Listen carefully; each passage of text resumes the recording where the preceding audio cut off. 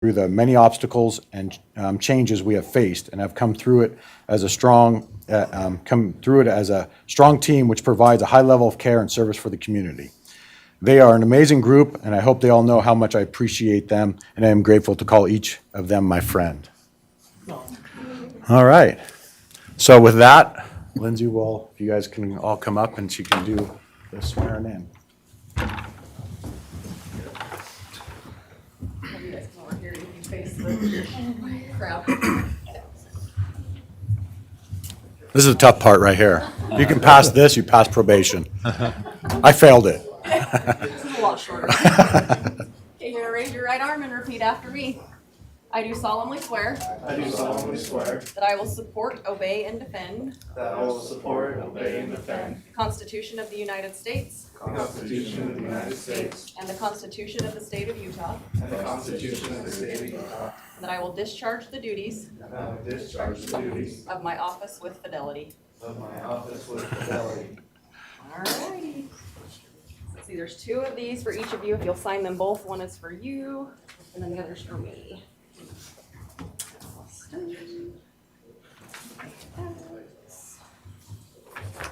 Dan. Carlos. I was gonna say, how many of you have a pen? One, two, Lindsay's prepared. most of them do. That's a good basic tool as an E EMT.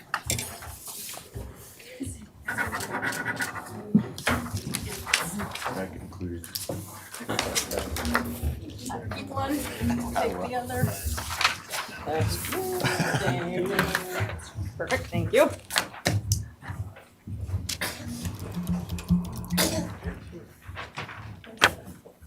All right, so we'll have them all sit down and I'll call one at a time if that's all right. Just sit up, sit down. All right, Alex, you're first though. Why don't you come? All right.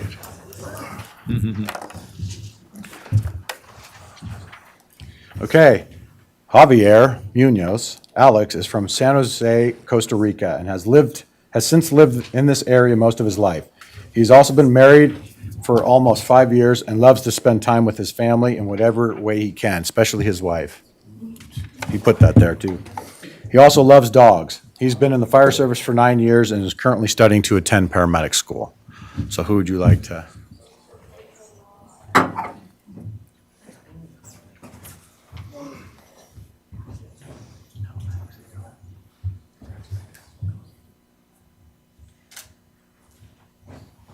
Push real hard.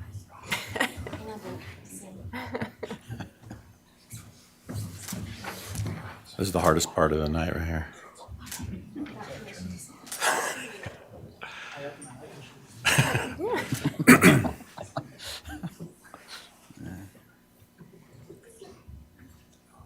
At least we do have paramedics, just in case.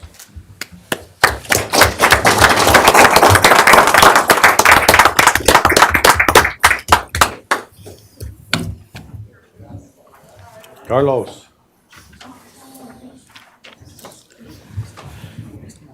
All right. Carlos was born and raised in Provo, Utah, and has lived in Utah County his whole life. He currently lives in Draper with his wife and 2 cats, Bruno and Gus. He enjoys going to the gym, playing video games, going shooting, snowboarding, rollerblading, and camping. He also loves to watch movies and can pretty much quote any movie, sometimes randomly, adding them into his conversations. He attended Utah Valley University to obtain his firefighter and EMS certifications. His lifelong goals are to start a family, buy a home, and further his career.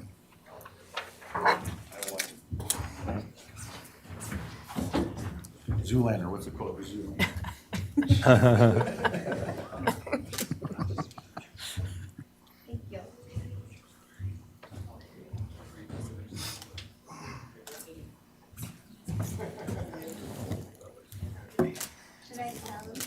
Yeah, that's permissible here. $50 to draw blood in my.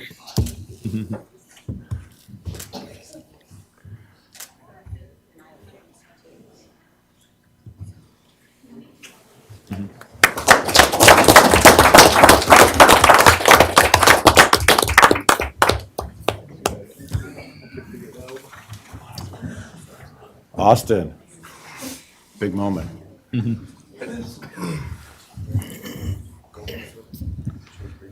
This is Austin Kidd. Austin grew up in Vernal, Utah. After high school, he went on to a 2-year LDS mission to West Virginia. After returning home, he married his wife, Bailey. He attended Weber State University, where he completed his EMT, and then started working for Gold Cross Ambulance, where he worked for 3 years. He then decided he wanted to become a firefighter and attended the Fire Academy at Davis Technical College. After the academy, he was hired as a full-time firefighter at Tremonton City, where he has now worked for a year and completed probation. And he's currently getting ready to go to paramedic school.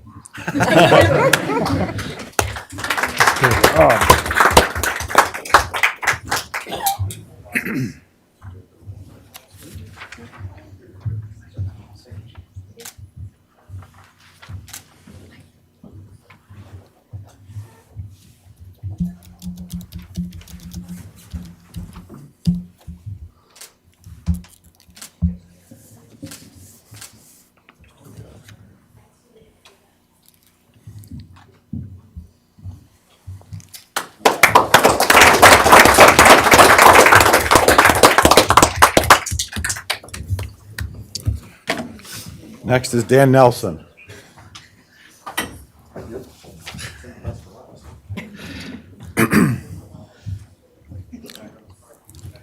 Hello. All right, Dan Nelson is a resident of Tremonton and is married to his wife Trish and has 3 children, Haley, Aiden, and Kenzie. Dan was a volunteer for Howell Fire Department for 2 years before joining Tremonton City Fire Department as a volunteer.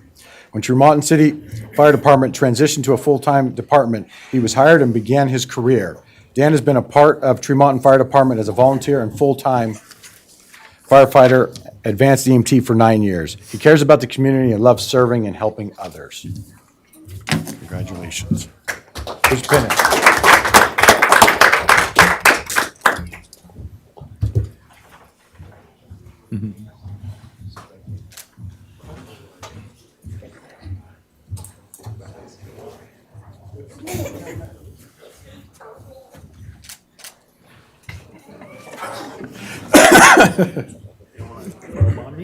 What? You don't want to photobomb Dan? I should. All I want is a.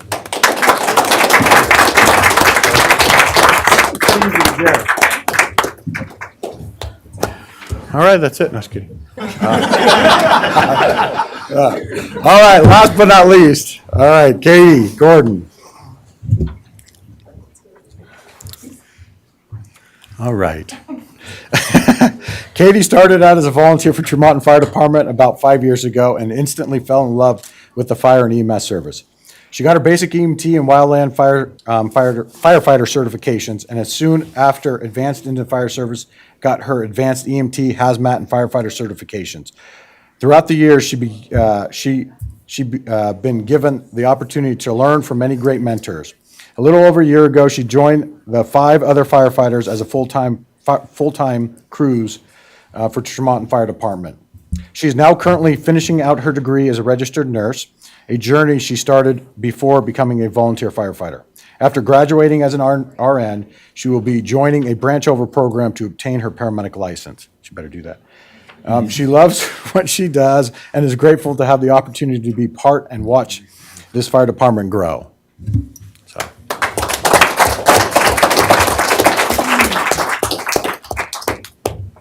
Don't let me down. I know. But I'm not kissing you after. Some pressure right now. Jeremy, don't stand me. It is huge.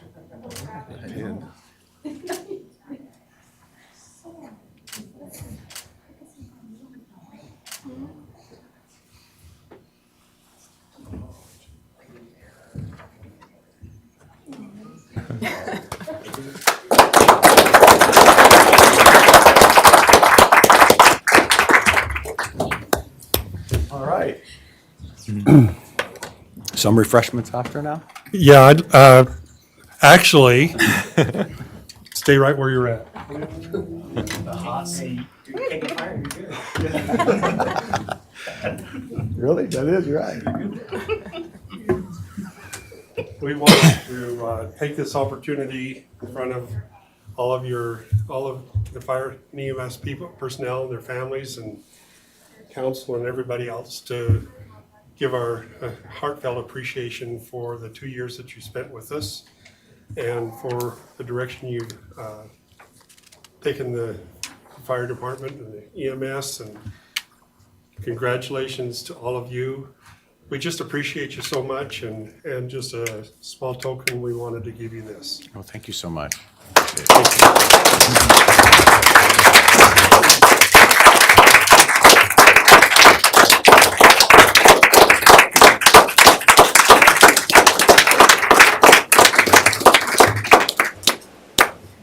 Your patience, you lost one too.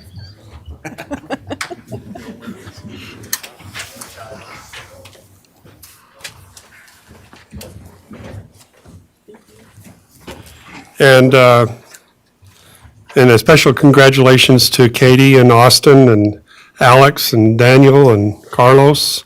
Thank you very much, and thank you for taking time to do this. Sounds incredible what you went through and the training that you received, and just makes Tremont a better place for all of us. Thank you. All right, one more round of applause.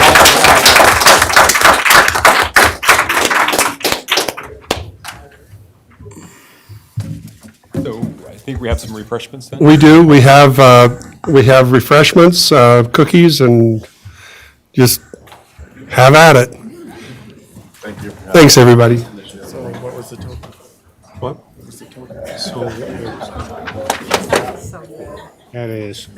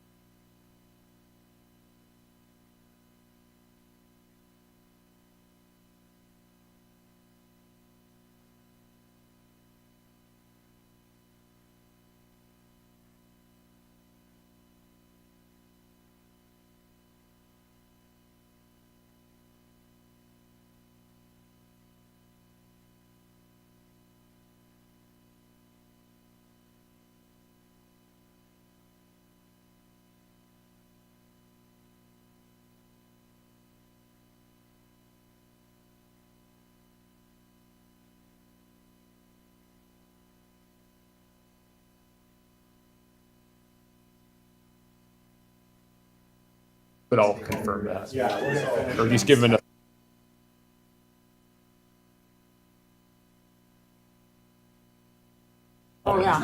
second time. Why don't we just kind of go through and see if there's any items on the agenda we need to.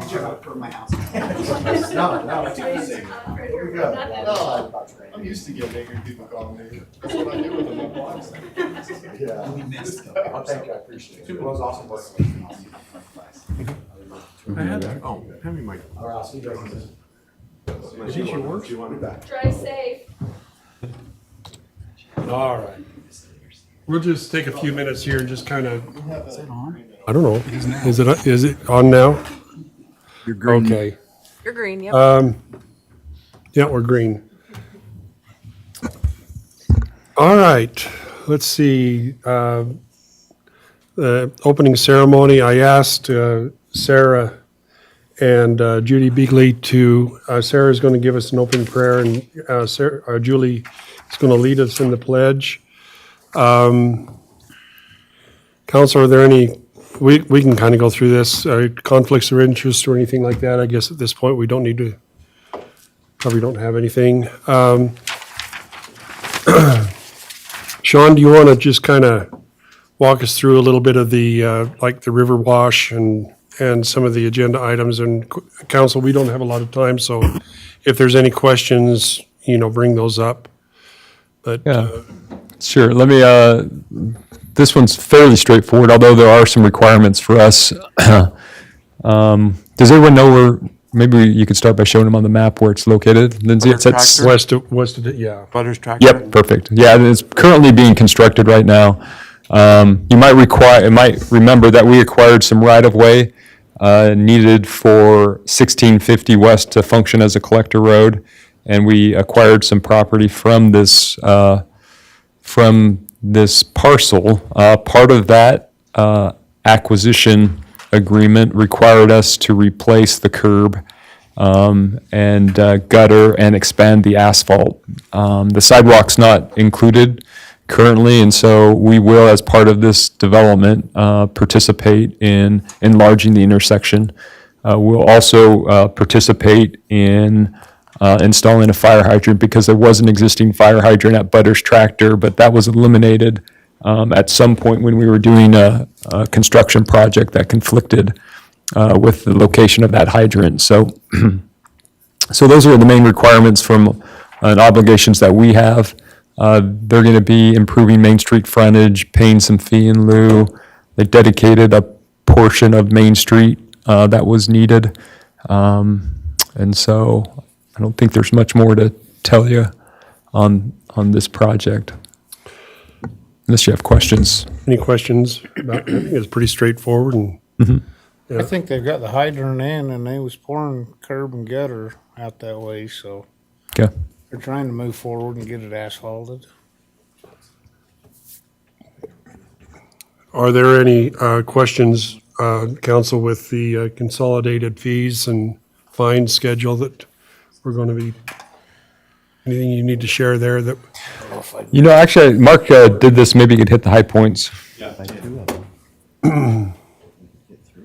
go to the agenda summary. Cemetery fees. So there's some proposed fee changes. We did a fee schedule or a fee survey in the cemetery, for cemetery fees. That's kind of the big one. And we noticed that we were below average for most of it, especially for the state total. But in our area, we were below kind of Brigham City, the other big cemetery. And if we do kind of an expansion, we don't want a lot of people coming and taking up a lot of cheap plot and cheap land. So what we proposed really was to match the fees for Brigham City, so that it wasn't a temptation to come up here and buy up all the plot lands.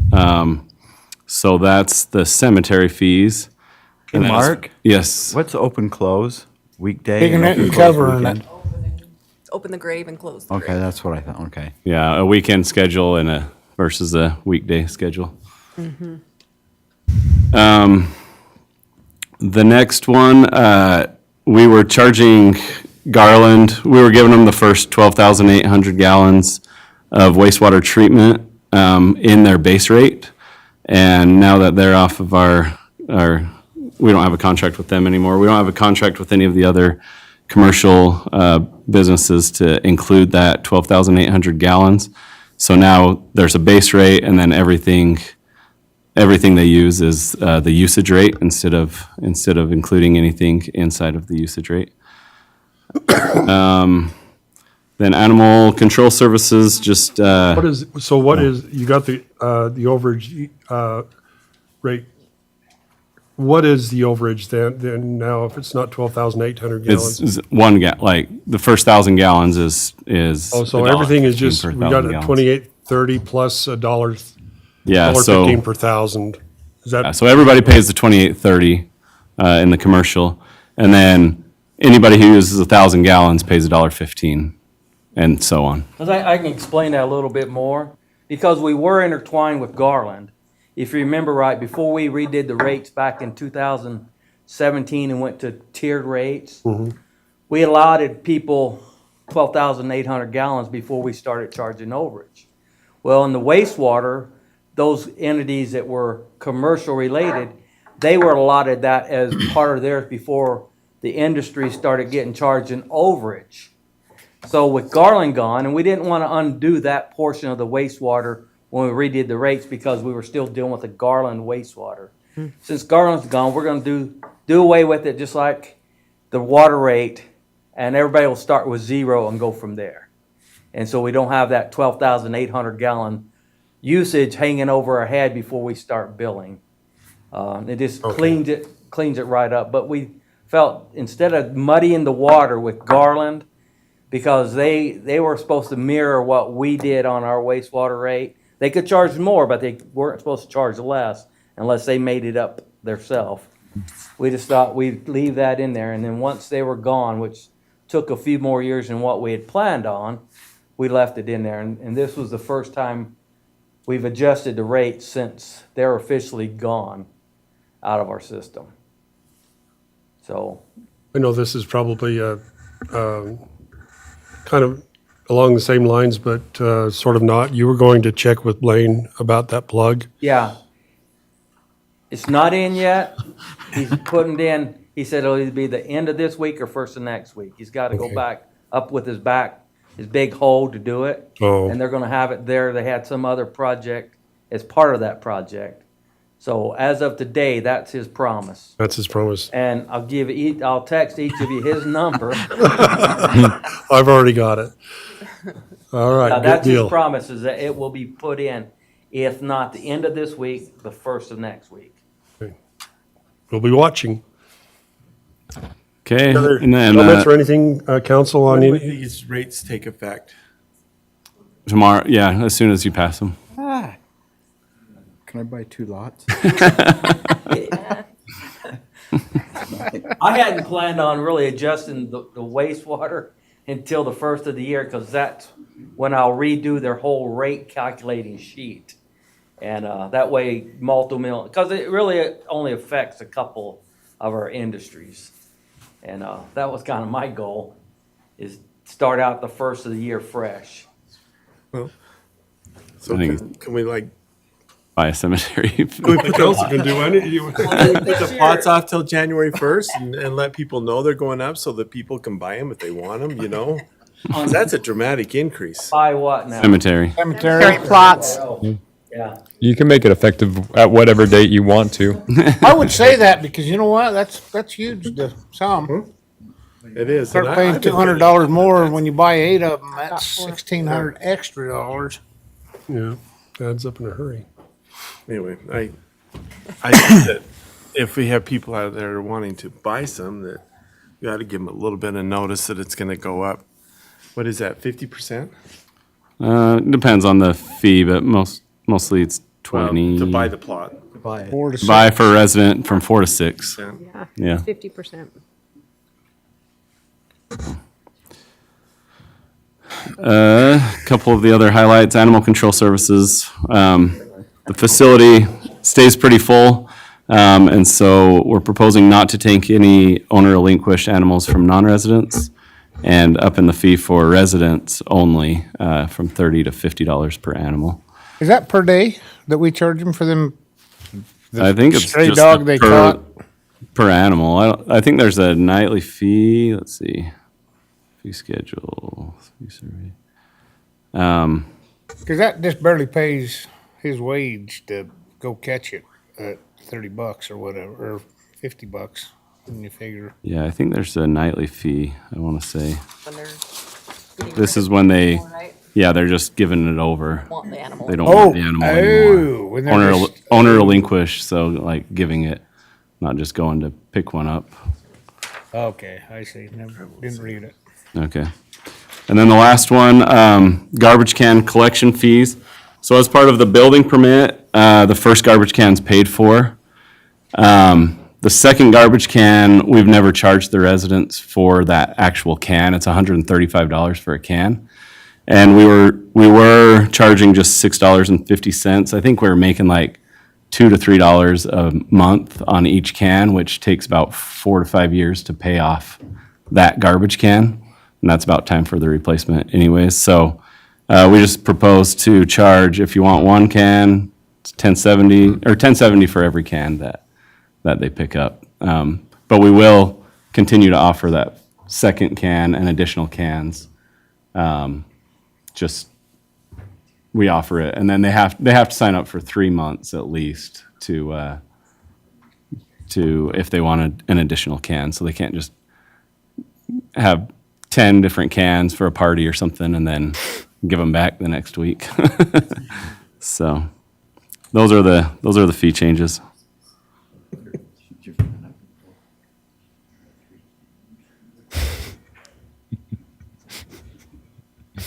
Okay. Let's see, we only have a little bit of time left. Why don't we discuss the, the fire truck? Kind of give us a little update on that, where we're at on fire truck. And Chris and Sean are here. Chris has some information, and Sean also participated on the committee that went through the process to select, so they can talk to you about some of the details. Yeah, so, does this need to be green? Oh, that's good. Okay, so just a little bit of history on this. I know Robert, several months ago, had established a committee. Sean headed up that committee, so he put together a bunch of firefighters to kind of look at going out and meeting with some different companies to purchase a new truck and find out what the cost would be, kind of spec it out to what the needs are for Tremont City.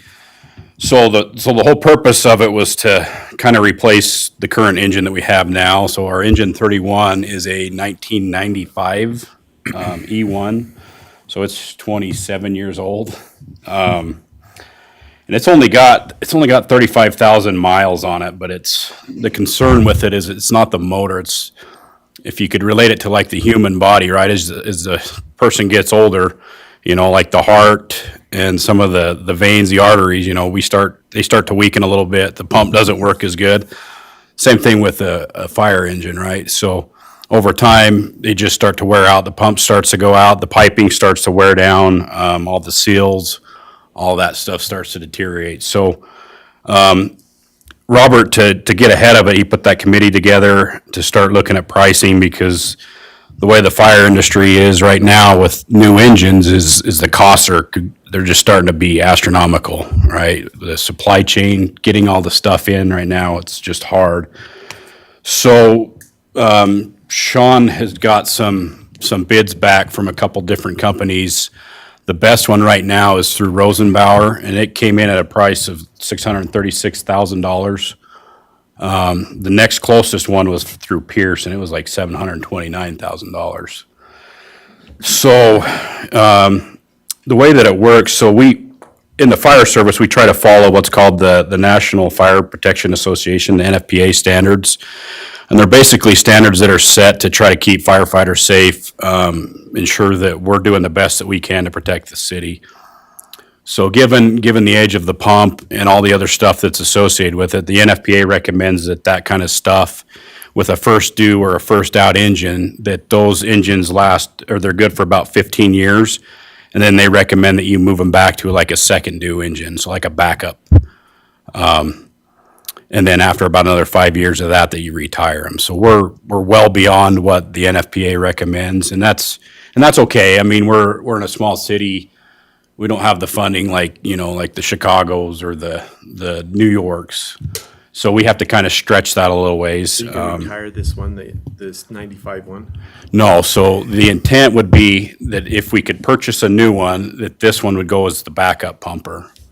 And then we've got another engine that we've talked about we could either sell or work, and I know Sean's had the conversation with Robert, of maybe working an agreement with Elwood of placing that pumper in a shed somewhere out in Elwood. So Elwood, within, the residents within Elwood that are within 5 miles of our city, receive our ISO rating which is 3. But beyond that 5 miles, they're at like, what, 9 or 10, something like that. So all the way, so they're way higher than what we are. But if you can set it up right to where you could put a pumper out there in a shed somewhere, and there's a few other little details that would have to accompany it, but you could essentially get the rest of those residents in Elwood down to a lower rating, down to a 3. And maybe in return, work a deal to where maybe Elwood City could help pay for and fund one full-time firefighter each year.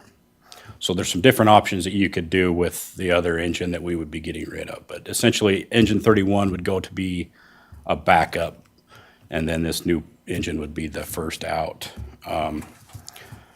But the thing with this is, so the price, the 636, the folks at Pierce couldn't believe the price that we got for one. And then the way that it's structured, so if we pay cash for the chassis, which is $324,000, if that's paid upon arrival, when that gets to the South Dakota plant, they'll deduct another $12,470 from that price. So that would bring it down to $623,000. But the thing is if, and this is what our recommendation would be, because right now we're seeing Rosenbauer's raising their prices, Pierce and all the other manufacturers are raising their prices because of all the supply chain issues, the cost of materials. They're anticipating anywhere from 5 to 15 to 20% increases on their costs every year. So we're recommending that we do that now, because as of December 1st of this year, the price on this $636,000 is going to go up 5%.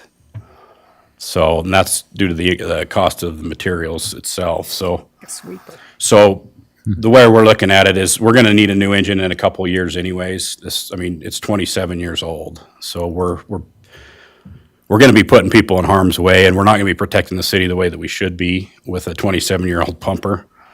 So what we're recommending is we do it now, and we don't have to finish paying the full amount until that engine's actually built. So we're looking at like 480 to 495 days before that engine's actually built and received. So it's going to be still out in the future. So really, if you look at it, you can pay the cheaper prices today, or you can still need a pumper 2-3 years down the road, and now you're going to be paying an extra 100 or 150 grand more. So And we got the that's money in kinda the where we're budget. It's in there to buy this. Well, it's not in the budget because it's, it's not this current fiscal year, but we do have money in reserves in the fire fund to pay for a portion of it.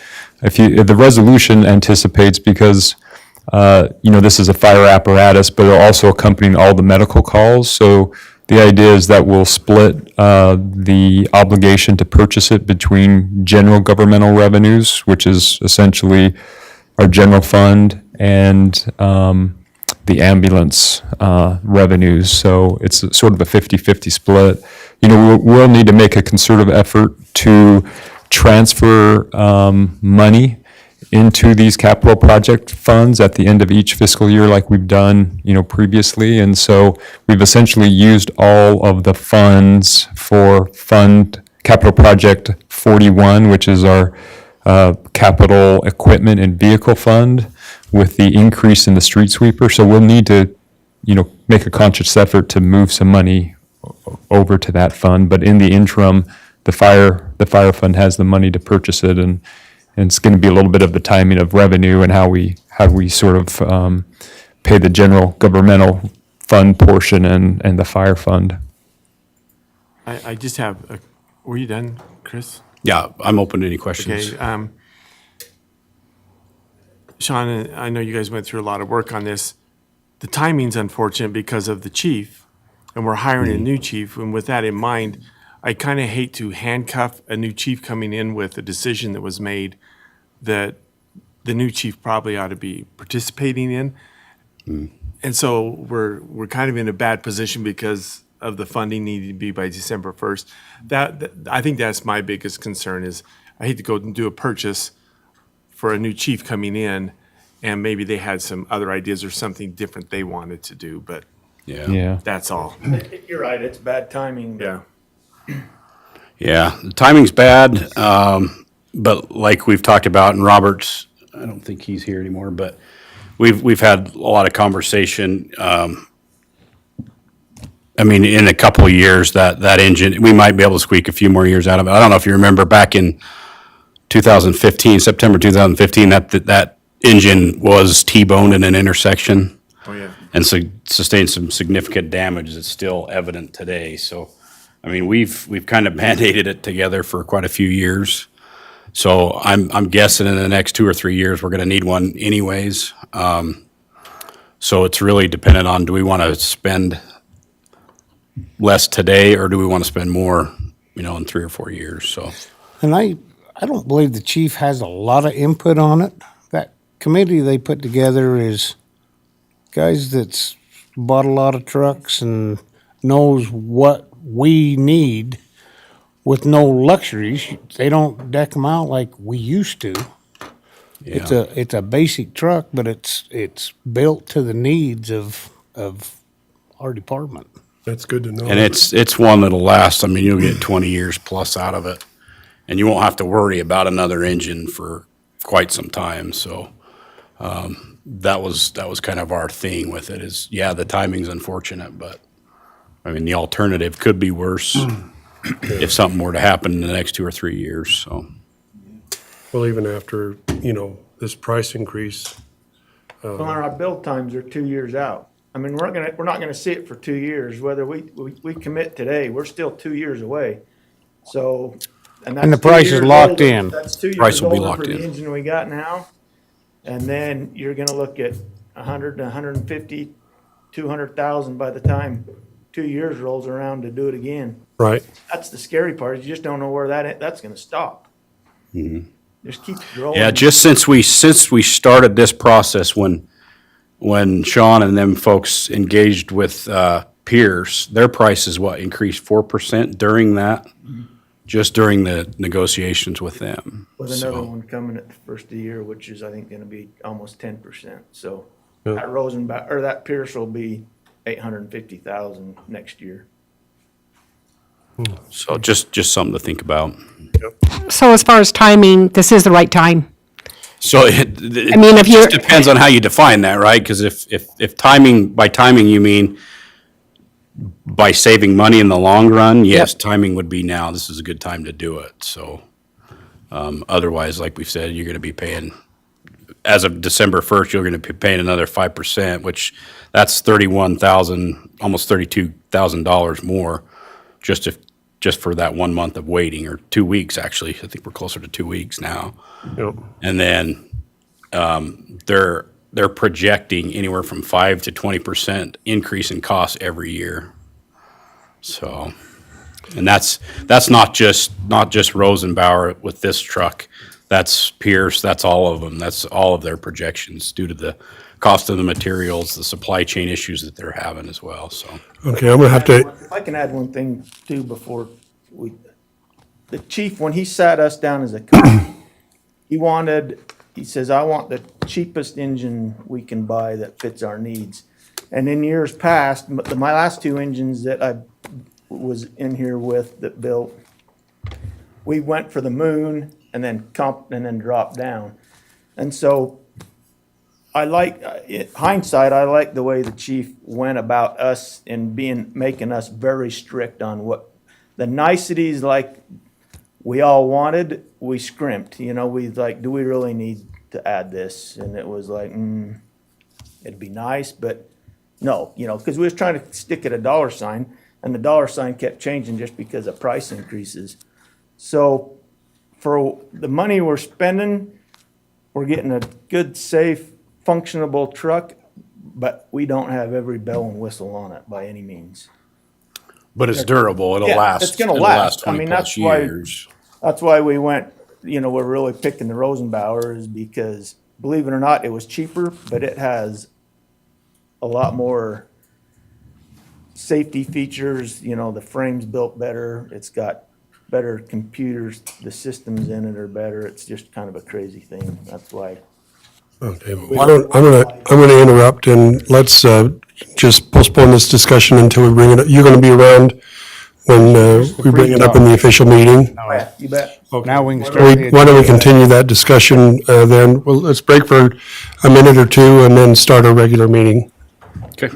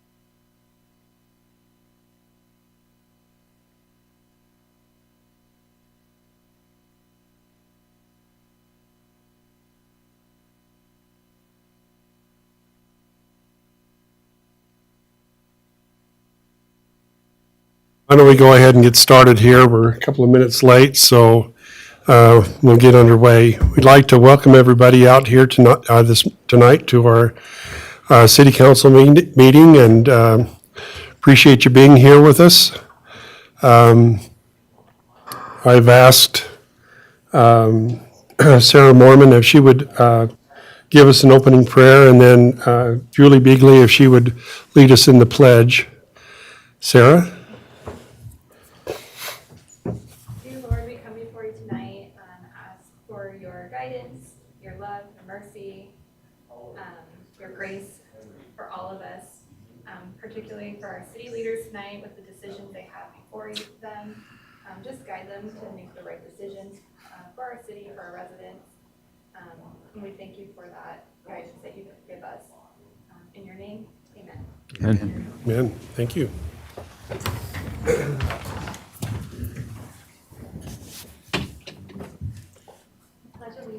To the flag of the United States of America and to the republic for which it stands, one nation, under God, indivisible, with liberty and justice for all. Thank you, Sarah and Julie. Let's see, we've got with us here tonight Sean, our city manager, Wes Eastep, Councilmember Connie Archibald, Lyle Vance, Brett Rhodey, Rick Siemens, Lindsay Nessen, Mark Christensen, and we got Chris Gothern, our interim fire chief, and Dustin Cordova, and Paul. Paul. I forgot Paul. Sorry. Paul. Can't forget Paul.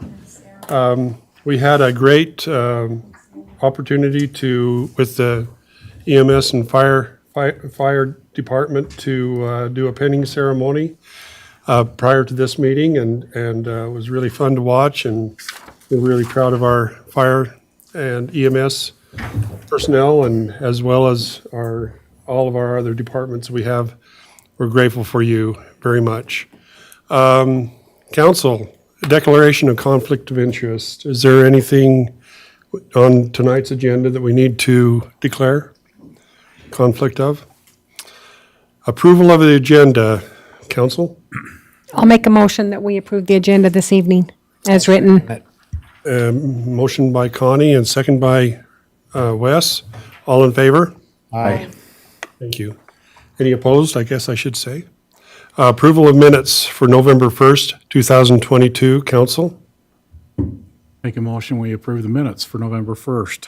I'll second. Been moved by Lyle Vance, seconded by Rick. All in favor? Aye. I noticed in the minutes, and that's why I brought it up about the plug, that you'd made a mention that you wanted to move on that. So looks like we got Blaine going down the right way on that for us. I will text his number to everybody if it's not done. Yeah, yeah. Everybody needs to. Everybody needs to know. Okay. We have a section here for the public comments. This is an opportunity for you to address the city council regarding your concerns or ideas. Time is yours.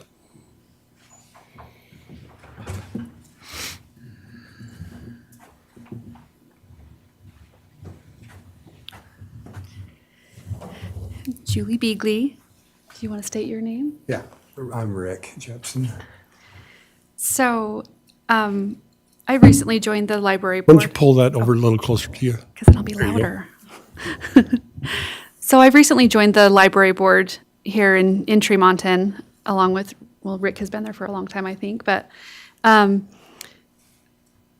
I've been involved with the library and volunteering with the different programs that they have going on and the different events that they host. And my daughter's been working at the library, and I've just noticed and then have brought it up with other people who have been here longer than me about my concerns of the size of our library for this growing town. And so I know that there's all this budget talk, and there's so many needs, and there's roads, and there's schools, and there's all the things. But I guess our biggest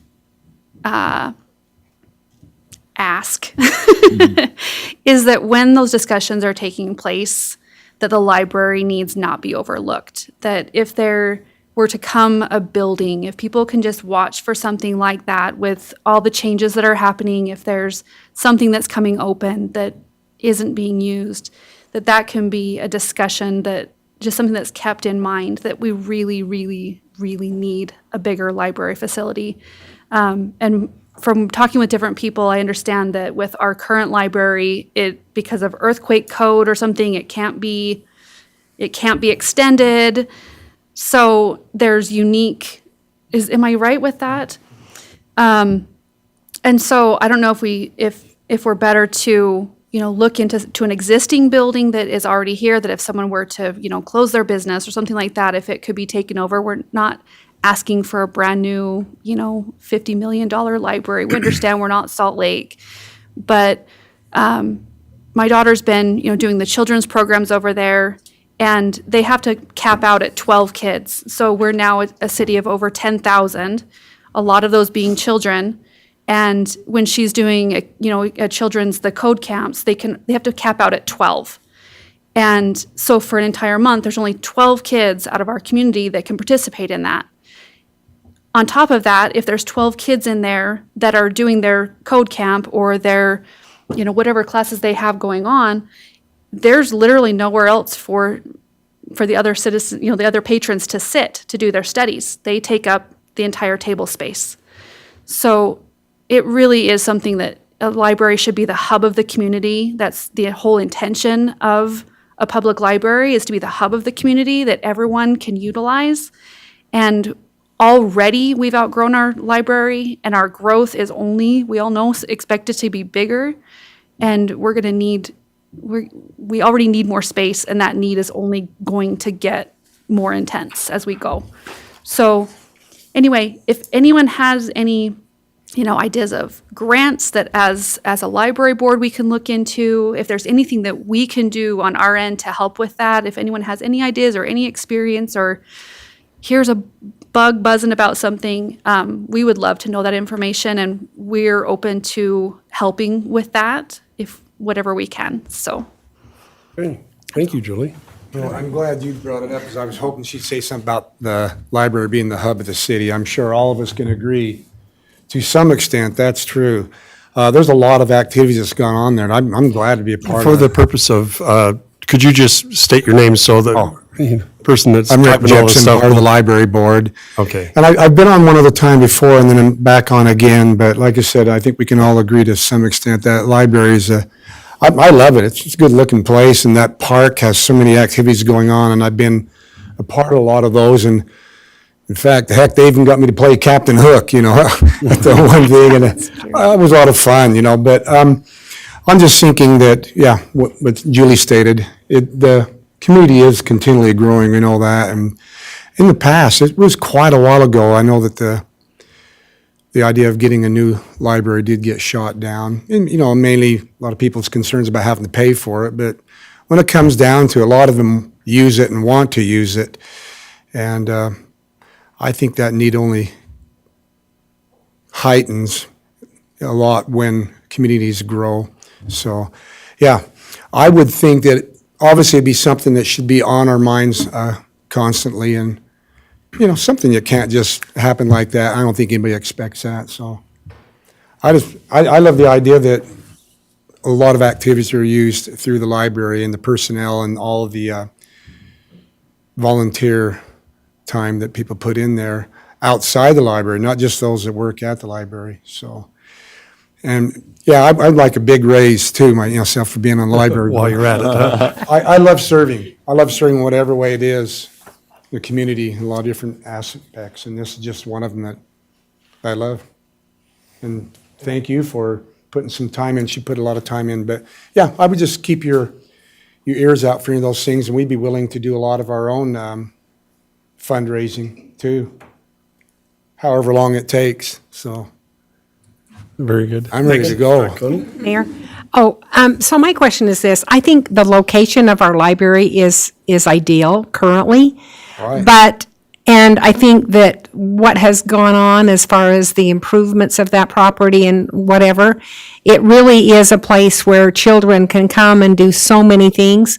But my question, you mentioned that the foundation or that the building could not be added on to because of, it's not sound? what I was told was that when it was looked into, because they even closed off the basement because of it, right? Isn't that why they sealed off the basement? Yeah, I mean, obviously, it's old. It I wasn't would up to never- earth. 1930. Okay. And so they said that they would have to do major upgrades that would Okay. make financial sense. It would make more financial sense to just rebuild than do that. And again, we understand that that's really expensive. So if that isn't something, but if there were an option to even add, an additional building behind it, that park is huge. Really, most anything is a good option. Yeah. It's space that's needed. We don't need state-of-the-art craziness. I mean, that's on everybody's dream list. Like they were saying with the fire truck, there's all the things you could dream up, But the reality is that the need for space is already Yeah. long overdue, and it's only going to get more. Though that park is huge, you know, I mean, Yeah, it's. it really is. Fills up with a lot of people. Yeah. Just that solar eclipse brought people from over in Logan and stuff too. But I love the park. I love that area. I think it'd be great if there's something that could be done there. But, you know, obviously, if there was something that had to be completely done there in the future, we'd have to. Well, just Not have a the, library, there'd have to be just some- the moon gazing event that was held a couple of months ago, you know, almost 200 people came to that just late at night to observe the moon. But yeah, thanks for your considerations and keeping it on your mind. Thanks, Rick and Julie. Thank you. Thank you very Thanks. much. And just so you know, the school district's really good at putting pods in, so they could give you some good advice.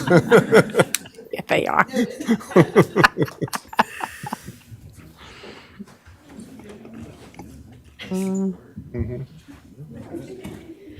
I just wanted to give a really quick shout out to Wes and Paul. I don't know if everyone else is aware, but they've been working really hard out on our main street to get our lights for Christmas set up. I saw them out there today in the cold, climbing things, doing all the fun stuff. I know it's been really stressful on them and Public Works, but I just wanted to make sure to give you guys a shout out. I'm really appreciative. I know the community is going to be really thrilled to see that, but I see you out there working and doing the hard stuff, but I just wanted to thank you guys for that.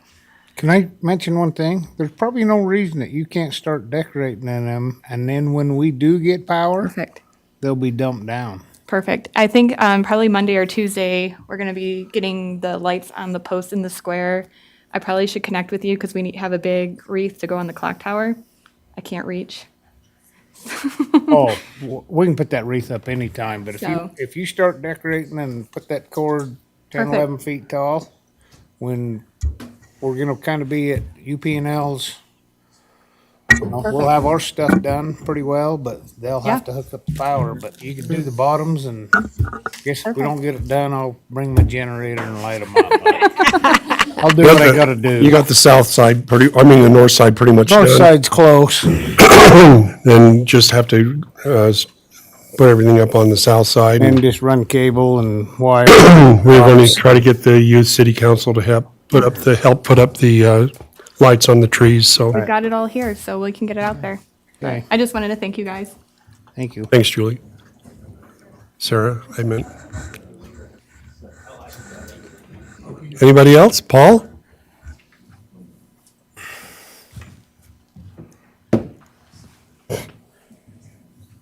I'm Paul Christensen, and I'm Vice President of the Museum Board. And Karen called me today and asked me to come to this meeting because she wants that tree in front of the museum out of there. And there's several good reasons. Number one, when you're coming from the east, you cannot see the museum sign. A lot of people don't know the museum's there because of them trees. Another reason is that sign up on the building that you painted there, you can't see that because of the trees.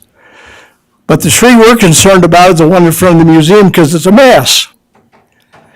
That tree starts dropping them little yellow leaves first thing as soon as it get leaves. I can tell you this is true because I got one in my backyard that does the same things, fills my rain gutters full of leaves all summer long. And this one fills our, the doorway and tracks in there, and it's just a mess. And I don't know, they're really not conducive to business on Main Street to have their trees where people can't see what's going on. That's all I got to say. You can talk about it. Okay. Thank you, Paul. We've had several discussions about it, and one thing I kind of wondered is, as I was looking at that tree, perhaps we could, probably removing the tree right now. They're down the road. I'll admit they weren't the right trees for that purpose. They were the wrong tree for that purpose, but they are the trees that we have right now. And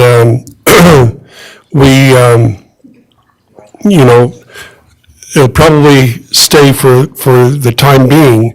The plan is to remove those trees and replace them with something more conducive to Main Street and that kind of thing. But what I'm wondering is maybe, I don't know if we can get, maybe come along closer to springtime, maybe we can have that tree pruned a little bit so that it's not covering over the sign and making the sign a little more visible to the Well, to the you, public. you drive down from the east and you cannot see, you can see it a little bit from the west, coming west. Yeah. A lot of No, people it covers it over, and, you know, I got to thinking about that. Maybe there's something we can do to kind of prune it and bring it back so that it's not overtaking the sign and making things hard for you guys. Well, there's a lot of people say, we didn't know the museum was there because you can't see it. Yeah. And, you know, yesterday it was my day there and I came down and there was, of course, this is only in the fall, but the summer, there's always them little leaves blowing around, you know. But yesterday, there was an ankle deep on the sidewalk. Now, is that our responsibility or is that the city's responsibility? Oh, we talked about that today. We're gonna go first thing in the morning when we can get on Main Street good. I'm gonna take a blower and blow all them off and the sweeper's gonna be right behind me. That's one time that we can do it, you know, get Yeah. it cleaned up, good. But there's still quite a few up there coming, but Well, yeah, they're gonna clean all them sidewalks from second to. I cleaned the sidewalk from where the employment office was all the way to the corner.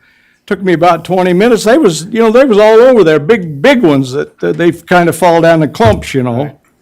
And, you know, it's okay for me because I can do it. I got a little blower that's on a battery, you know, and Mike takes a couple of batteries sometimes, but. That's what we're gonna But do. we got older women there that can't do that stuff. Yeah. You know what I mean? So if the leaves is there, they're there. Because I'm just there on Monday. We'll try to do a little better on cleanup. And, you know, so it's a mess. It really is a mess. Thanks. Thank you, Paul. No, Thanks. I had a business on there and I agree. You know, it was a mess. But the fact is we can't take that tree down without taking them all down. It just, we can't do that. Well, there's some of them's been taken down. There's nothing in front. And it was because of a safety issue. But the point is, in my opinion, those trees are just gonna have to stay until we get our new plan in place. Yeah, that's the key. And, you know, I know she keeps coming and asking, but there's nothing unless we take all the trees down, we can't just do one person. You just chop it down all the way and that's it. Well, yeah, it seems to you that way. But I think probably the solution right now is probably to do a little pruning and make that tree so it's not overtaking everything and do our best to kind of keep, you know, Well, it's not that one. There's two to the east of it. yeah. No, we recognize that, but I'm just sitting here, the tree in issue right now is the tree in front of the museum, so that's one thing we could maybe try to do to kind of help you out a little bit. Although our new plan for Main Street gets rid of all those trees. Replaces them, yeah. Well, we're not, It puts in new corners and all, so, but we don't know what the timing is on that yet, but the plan is eventually to get rid of those. Well, I probably won't be here when that happens. Neither will we. Thank you, Paul. Anybody else? All right, new council business. Discussion and consideration of adopting resolution number 22-63, ratifying the Wizard Wash Development Agreement. Paul? Sean? Oh, I don't have any, we talked about it in work session, unless there's some additional questions. I don't have any additional information to provide. Okay. Council? I'll make a motion that we adopt this evening resolution number 22-63, ratifying the Wizard Wash Development Agreement. I'll second it. And moved by Connie and seconded by Brett. Let's see, Wes? Wes, aye. Connie Archibald, aye. Al Vance, aye. Brett, aye. Rick, aye. Thank you. Discussion and consideration of adopting resolution number 22-64, reaffirming, amending, and enacting new fees and fines in a schedule entitled Tree Mountain City Consolidated Fees and Fines Schedule, including but not limited to cemetery fees and wastewater treatment fees for industrial, institutional, and commercial. Let's see, Mark, is this going to be you, or is it? And then, and again, Just for the group, for everybody, we've gone through all of this in our work session, and unless there's any new questions or comments. Council? I would like to make a motion. Okay.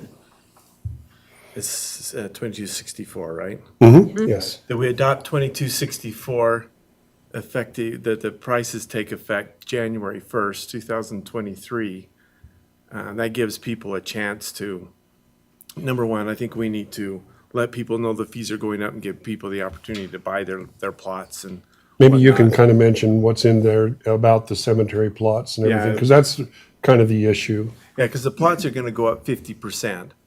And so honestly, you can buy 3 now or two January 1st. So that's a significant raise in plots. And so I think that a lot of people are holding off buying them, but if they see this kind of an increase, they may get out and get them purchased. So All right. That's that's why I think we ought to wait till the 1st to give everyone an opportunity I to at agree least with get on that. top That of gives that. them, I second it. Okay, been moved by Brett, seconded by Lyle. You also, Wes? yeah, I'd second that one too. I give them a little That's- time. Let's see, Rick? Rick guy. Brett, aye. Lyle Vance, aye. Connie Archibald, aye. Wes, I. Motion passes. Thank you. All right. Discussion and consideration of adopting resolution number 22-65, authorizing the fire department to purchase a Rosenbauer fire truck. We had a discussion kind of going on. Did you guys have anything you wanted to add to that discussion? Pretty well covered it. No, I just wish all of our stuff didn't cost so much. No kidding. Expensive, I guess. Yeah. Expensive children. Council? Needed, but expensive. Council? I gotta ask Sean. Sean, you figured we got the money for that down payment and that? We do, yeah. And where the fire department's pretty self-supportive, for lack of words, right? They're not pulling a lot of money out of our general funds and things like that they're not bringing in. Well, they're bringing in a lot of money. It's related to the ambulance portion, and those fees are regulated by the state, as you know. And so there is a limit on how much we can justify being paid out of those ambulance fees. And so we do believe that it's warranted that the general fund participate for a portion of that. And that portion, you know, one thing to note is we have a couple of years in order to amass the general funds portion. And the other thing is we'll just need to make an effort. You know, we'll put it into our capital spreadsheet and note it as an expense that we're going to make, and we'll just sort of budget accordingly. Right now, the fire department's out of debt. We're not making any lease payments on nothing right now. No, we right? paid the fire truck off. Yeah, there was another fire truck that just came off. So, so there's an ambulance, as you know, that EMS is going to be paying for. But the fund is doing, you know, fairly well. We talked about adding some additional personnel, so those are some additional costs that we'll be considering. So, but the simple answer to your question is we believe that we have the funds to do it. Talking to Curtis, we anticipate even trying to cash flow the expense. So that's the objective. And are we looking at that if we pass this tonight, that we will be able to save that other 15,000 by committing by the 1st of the December and things like that? Yeah, you know, it's common practice and a good practice to pay for the chassis and receive that deductible or, you know, that $10,000, $12,000 savings. So that's the plan. And thank you, Sean, Chris, thanks for all the work you went through on your committee. Thank your committee members as well. I'd make a motion that we adopt resolution 22-65, authorizing the fire department to purchase a new truck. I'll second that motion. Been moved by Wes and seconded by Connie. Let's see, Rick? Rick, aye. Brett, aye. Lyle Vance, aye. Connie Archibald, aye. Wes, I. Motion passes. Thanks, you guys. Thanks for all the work that you put into putting that together, and we're excited to get the process underway. Hey, thank you. You don't count. Going. And thank you for the grants that you've written, and I bet if we were to add up the amount of monies that have come in because of grant writing, it would cover this, I'm sure. Discussion and consideration of adopting resolution number 22-09, amending all chapters within the Tremont City Land Use Code, Title I, zoning ordinances, zoning ordinance removing the requirement for public notice to be advertised in a local paper. This is one item we didn't cover in our work session. Shauna, do you want to? Yeah, I was just going to let you know that the state code has certain requirements for providing public notice on land use regulations and general plan adoptions. Those evolve as over time. One of the things that's been a longstanding requirement is that we notice in the newspaper, but as digital media has sort of evolved, that requirement is no longer in existence in the state code. And so it is recommended that we eliminate that as one of the forms of public notice. There are other forms, and Lindsay's well versed in these, but we are required to post on the Utah Notice website. There's a specific website that the state's created, which is sort of the clearinghouse for all public notices, not only for Tremont City, but for all public entities. And so they really try to encourage people to use that as a tool. So we're required to post there. We are required to post on our city's website. I think we actually post in a few other places as well. So it is getting a little bit more problematic for timeframes also to post in the newspaper, because the newspapers are changing, from daily to some alternative schedule. So it is getting harder with some of the newspapers to sort of hit the timing. For all those reasons, we propose that it be eliminated. Do we still need to send out some type of letter or something to those people within a certain distance? Yeah, My concern. thanks for that. Yeah, there is direct mail notice on, depending on what the application is or the land use regulation there is some direct mailed notice as well. Yeah, as long as we still keep doing that. Council? Any other questions, comments? I'll make a motion, we adopt ordinance number 22-09. I'll second. Been moved by Lyle Vance and seconded by Rick. Let's see, Wes? West Eye. Connie Archibald, aye. Lyle Vance, aye. Brett, aye. Rick, aye. Motion passes, thank you. Discussion and consideration of awarding a bid for replacement and upsize of the ultraviolet disinfect project, UV project. Paul, do you want to give us? Yeah, just update a on little this? history is back in 2003, EPA pushed us to, either we had to do away with disinfecting our wastewater with chlorine, or we had to add a chemical to neutralize it before it was discharged. That's when we went away from disinfecting with chlorine and went to ultraviolet light. And so that was in 2004. So our system's well lived its life. It's almost 20 years old. So we budgeted this year to replace it. Along with replacement, we're in the process of updating our impact fees also. But looking at it, we thought, okay, we could spend a little bit more up front in the replacement to handle the growth in the future. And so if you look at the replacement costs, we budgeted money for that in our depreciation schedule. So we had money setting there to do that. And we have money in our impact fees to pay for the upsize of it, which would be impact fee reimbursable. So we got bids. There's a couple, I sent you kind of a picture. There's a couple different methods to do it. We're doing it along where our other one sit. It's down at the treatment plant. We used our old contact basin there to put it in. We'll just use another whole cell of that to put the new one in while we leave the other one up and running until we get it installed, because we have to be able to disinfect our wastewater before. We can't just shut it down and replace it. We have to put one in place and leave the other one going. So we got 3 bids. 2 of them were from Trojan, the same company. One was to do 2 different cells, or one was to do a single cell. So our bids were to do a single cell for a 6 MGD day. Our facility right now is a 2 MGD plant. So this will get us well into the future. Million gallons a day, correct? Yeah, 1,000,000 gallons a day.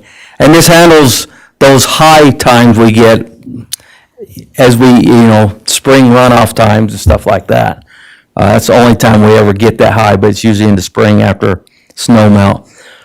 But the single channel is 438,000. The dual channel is $600,682.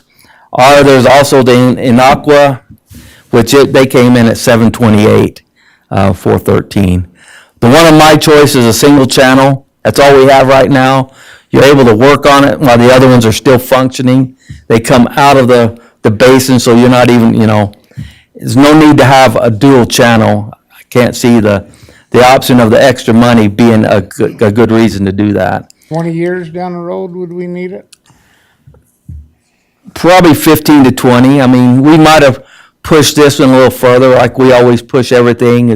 But you end up replacing ballast, cards. What really goes out is kind of the technology has evolved. And so it's old technology, so it doesn't get supported after 18 years. It's hard to get the support. And so if you look at that, I gave you a breakdown of what would be paid for by impact fee. It's about a 50-50 split between impact fee and what we already have budget. So we would have to pull money in as we open the budget to pay for the upsize of this. We'll have Gold Spike Electric. Most of the work is going to be electrical because the basins are already there, the building's already there. So most of the work is going to be electrical, so we're going to opt to use them as our general contractor. They deal with concrete work and stuff all the time in their work, and so they'd operate. Their estimate is about $85,000 to do the installation with whatever concrete work we need to do, plus all the electrical. So I guess that's what we're asking is, but we have plenty of money in our reserve impact fee. I mean, actually, this just buys into the future through the impact fees reimbursements. So the total bid is, or the total. The total bid will be $438,159 plus the $85,000. So the equipment's $438,159, and $85,000 for construction. So that is $523,000. Yeah, that's what we got up there. And we budgeted for replacement $300,000 in that fund. So it'll be under on that, but the other 50% actually comes out of impact fees. And we have that. We have It's all there. $3 million in reserves and impact fees. Okay. And that's for all the future growth in that plant as we, it's always, that's our healthiest fund. We build up reserves because every time you do something to the plant, it costs so much money.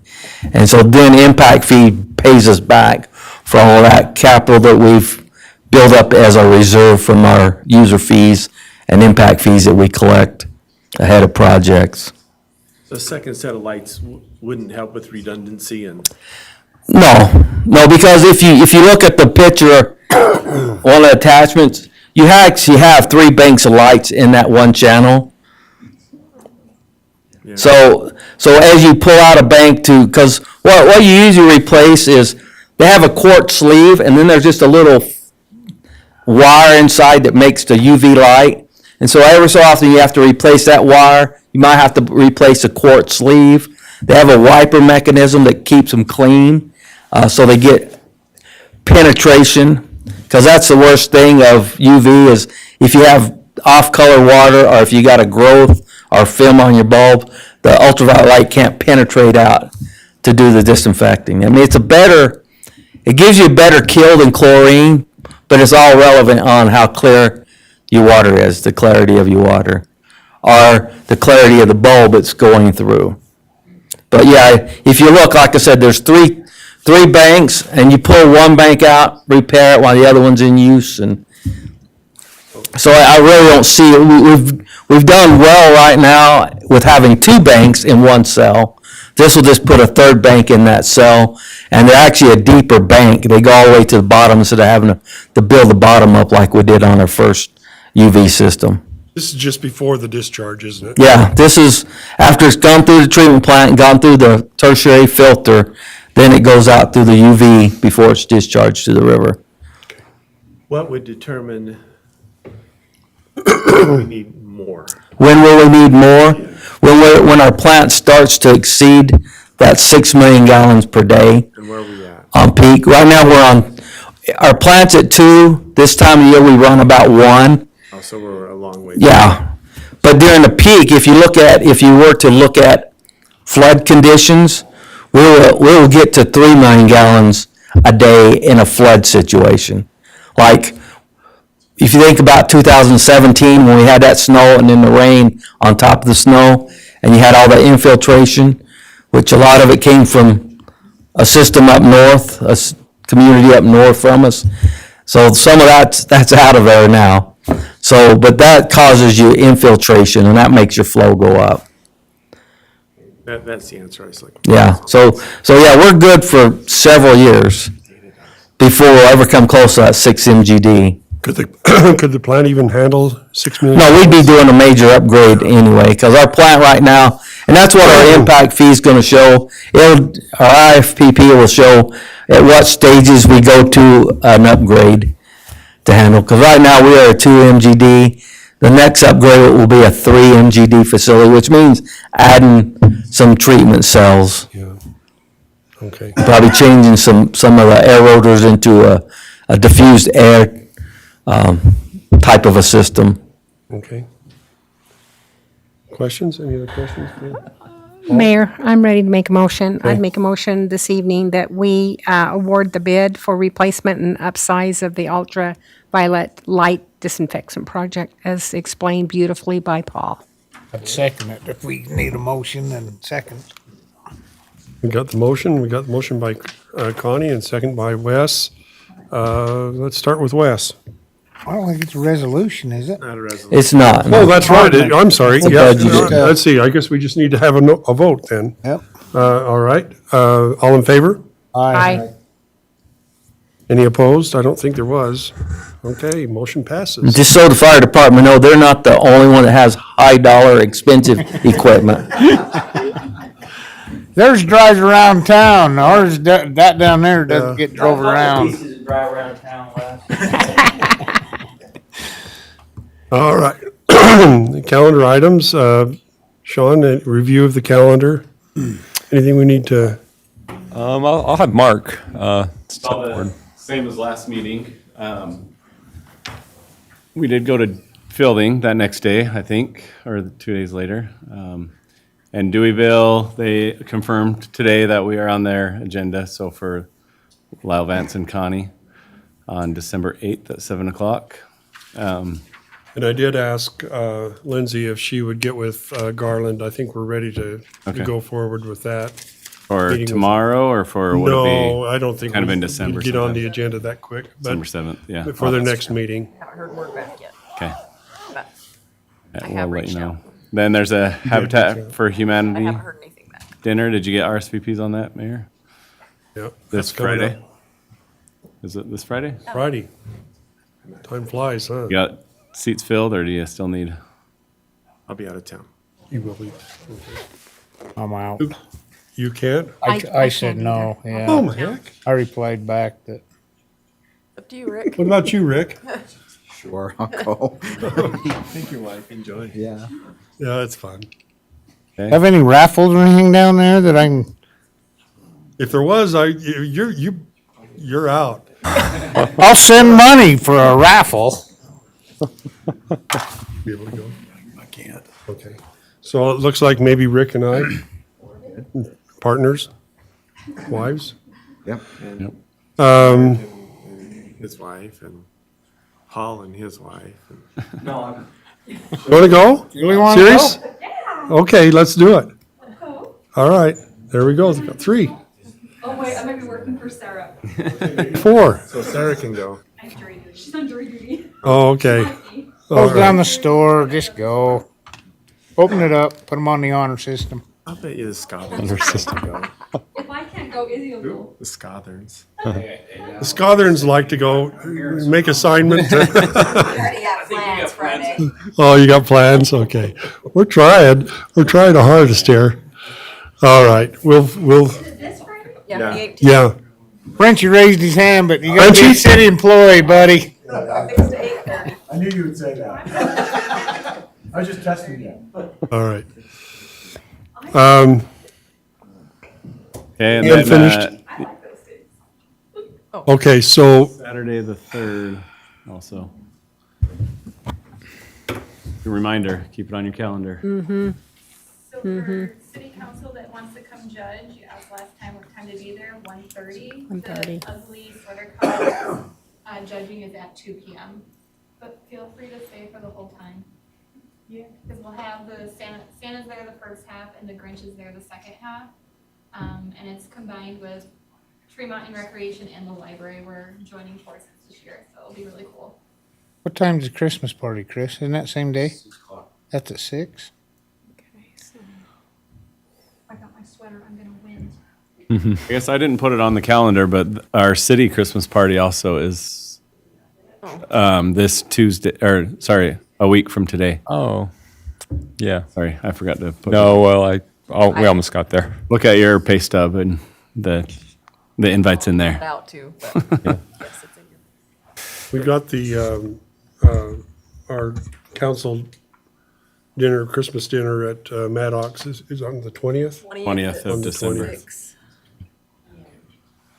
The other thing I was going to mention, for those who are interested, I'm going to, Aspen Ridge developers have invited the city to go take a look at their amenities that they created, their clubhouse, theater. And so if you're interested in that, I scheduled something for 10 o'clock on Monday. Just meet at the clubhouse if you're interested. This Monday? Would be, yes, The 21st? correct. Tuesday, the 20. Should be good. I walked through the Smithfield one that they did, which was pretty identical, and it was Monday at impressive. what time? Monday at 10. 10 o'clock? 2 to 4. 5. 2 to 5. Yes. Okay.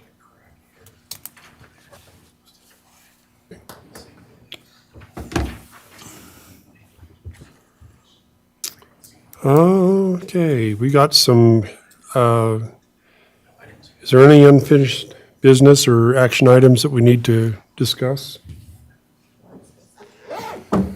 Something I could give you a quick report on. So we've been talking about the crosswalk over the course of several meetings. This is the intersection at David Drive or 6 South and 3rd East. And I did have a conversation with UDOT. Essentially, they identified through the counts that Chief Cordova did that there wasn't crossing across 3rd East, and so the state wasn't, even entertaining a crosswalk there. But they said that we could install a crosswalk. They did say it's still governed by MUTCD, which is the Manual of Uniform Traffic Control Devices. So as long as we complied with that process, it's eligible, and we don't need to have any, order approval from the state for our leg of that intersection. So, That was the north and south, right? The west side of the road. On the west side of the road.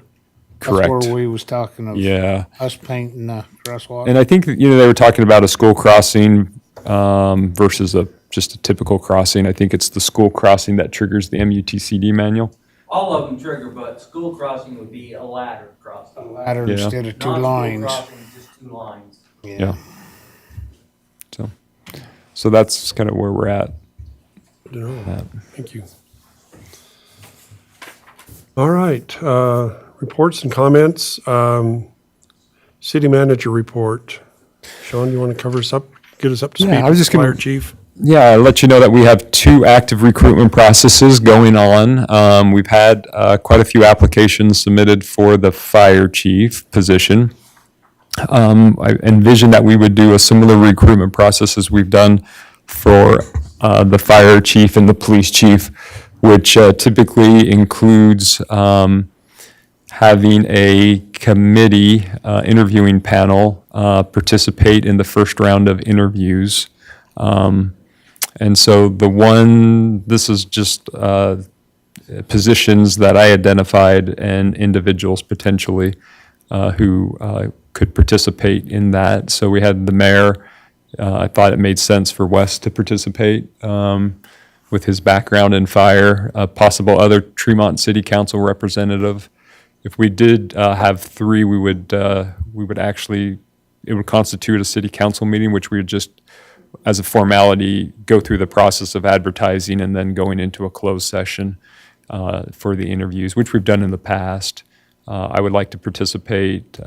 Mark would, the police chief, Robert, depending on his availability, I think has expressed some interest, and maybe some fire department employee representatives as well.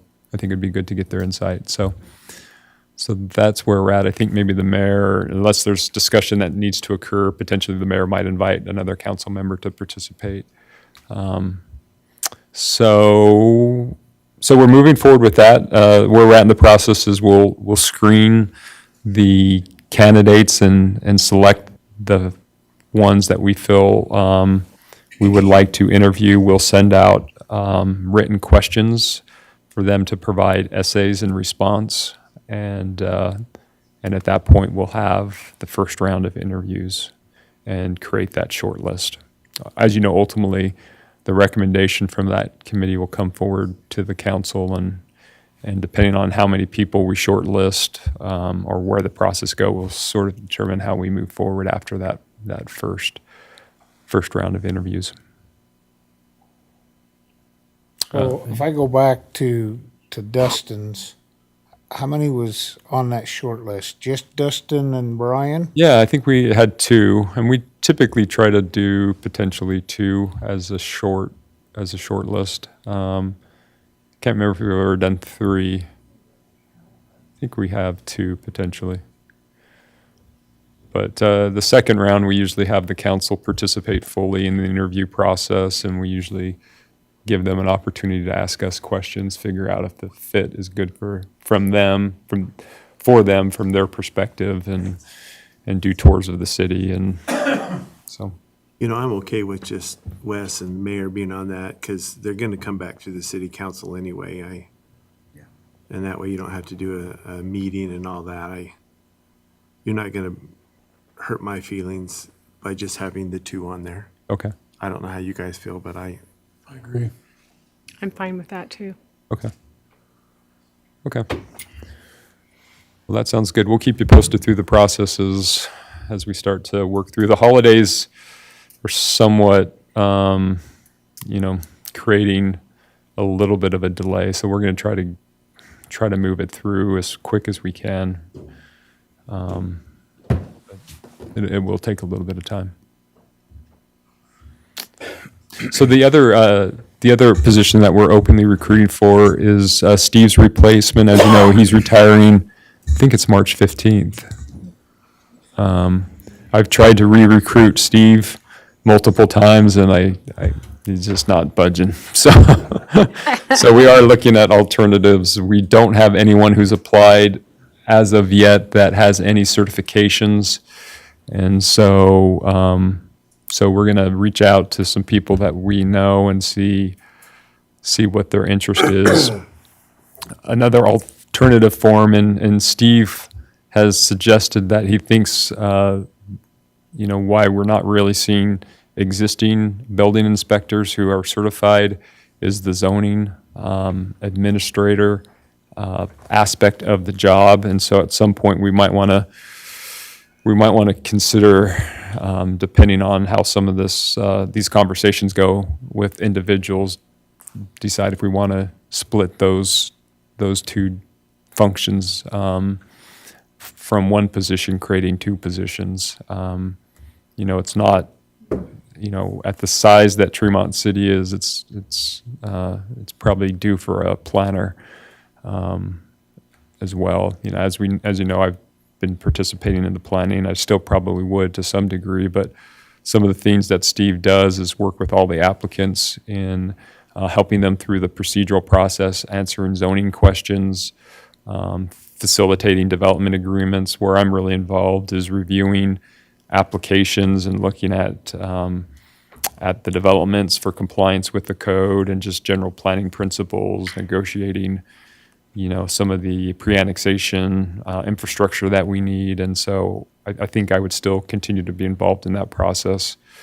But Steve does a lot of work on the front end, which I don't think I could take on and still do some of my other responsibilities. So anyways, we'll keep you posted on that recruitment, and we'll see what we can do. Ideally, it's worked well in the past, so if we could sort of continue that along a little further, we'd certainly try, but we might just need to reevaluate it as well.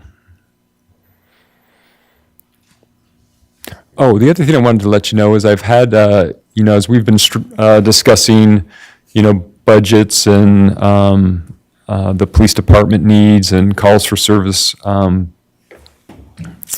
mentioned the fact that the city's business licensing study includes charging businesses that have a disproportionate impact for police and fire. And by far the largest business or organization that has an impact on policing service is the hospital. And so I did set up a meeting with the hospital administrator, had a really good conversation. He's a really great guy. He's really responsive and receptive to our concerns. And Brian also participated in that conversation. The chief was ill, so he wasn't able to participate. But essentially, where we left the conversation is they acknowledge and recognize that there's a tremendous amount of calls coming. What they would like to do is try to reduce that number of calls. A lot of those calls we think are related to behavioral health issues. And so Brian was going to provide to them some more specific data that showed hopefully how many calls we've been to. I mentioned to you on average they had about, I think it was 200 calls, I think, over a 2-year period that occurred in 17 and 18. They said that I think it was 194. I hope that's correct. But they believe that even more recent, that there's been more behavioral health issues that they've seen and treatment that they provided to individuals. Typically they come to the hospital and they stay there for a period of time until they're transferred to a behavioral health center.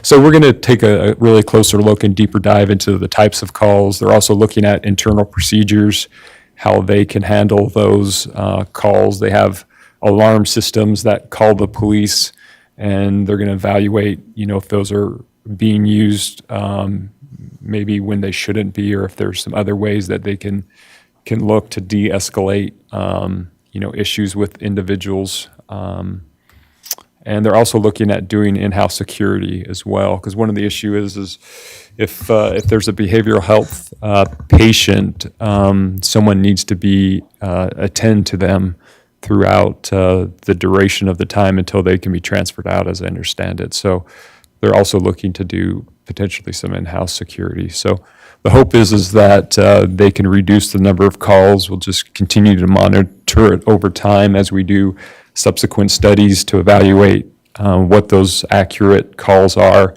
Currently, as you may recall, we actually don't charge that fee to that organization, and so obviously that's your choice in the end if you want to potentially do that. But that's sort of that is the conversation that we've had here this past week in the direction that we're going.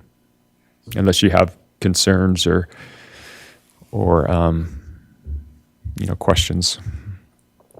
Any questions? Having worked for Intermountain Healthcare, I know that managing the medical clinic, the police were very helpful in the past, and it wasn't very often that we would necessarily call them, but we had a little button that we would push if we felt like we needed to have some kind of help from our police.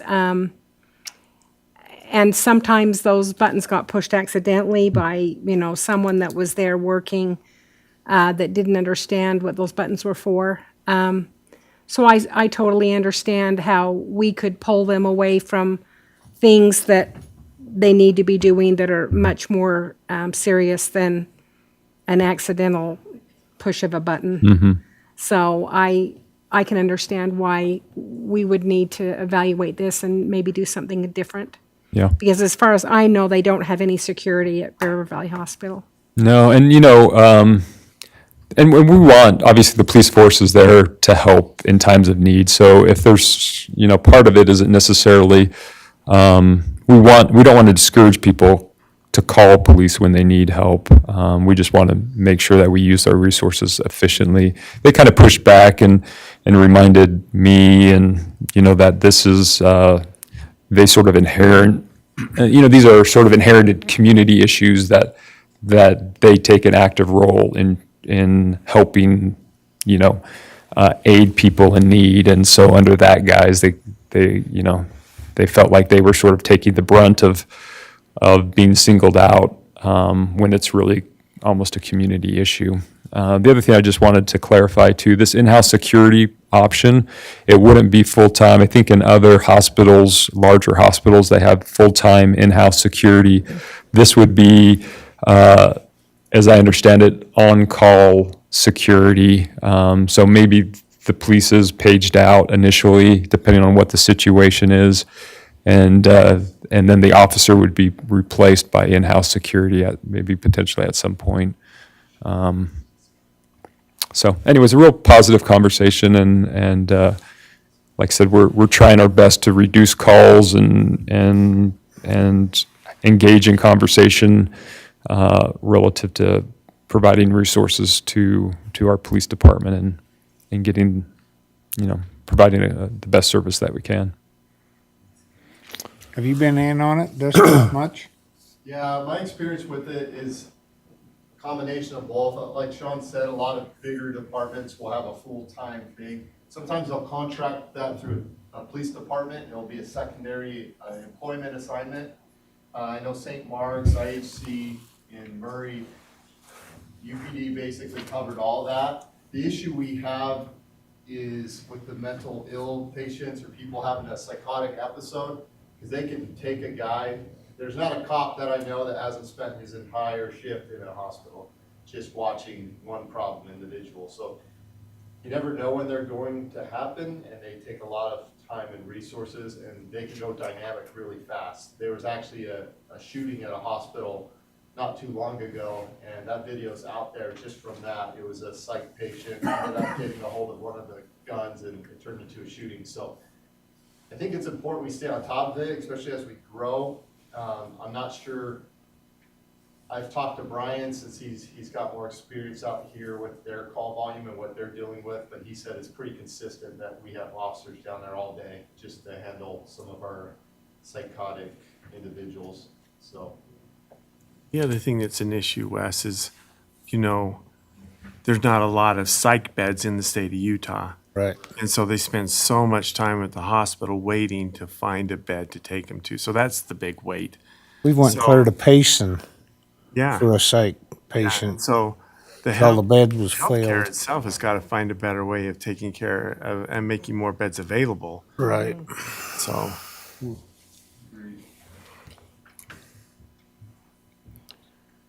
Anyway, so I thought it was a productive conversation. I'll keep you posted as we work through it and try to address that issue.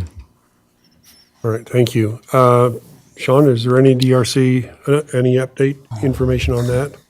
I have to think here. So we did approve Harvest Acres, or Harvest Village, which is the project down on the south end of town. They still do need to clean up some of their construction documents and plat before they can actually record. I think the last couple meetings, excuse me, we actually did also have a meeting with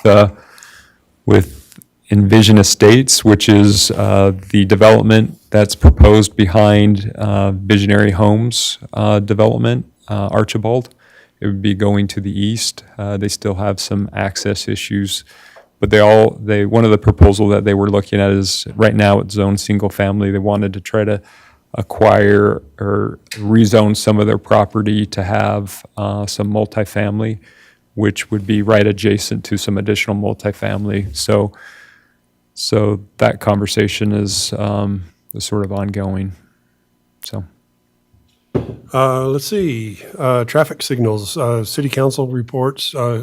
Paul, do you want to bring us up to speed on? This is just a little update, and Sean can fill in too. This is the crossroads signal.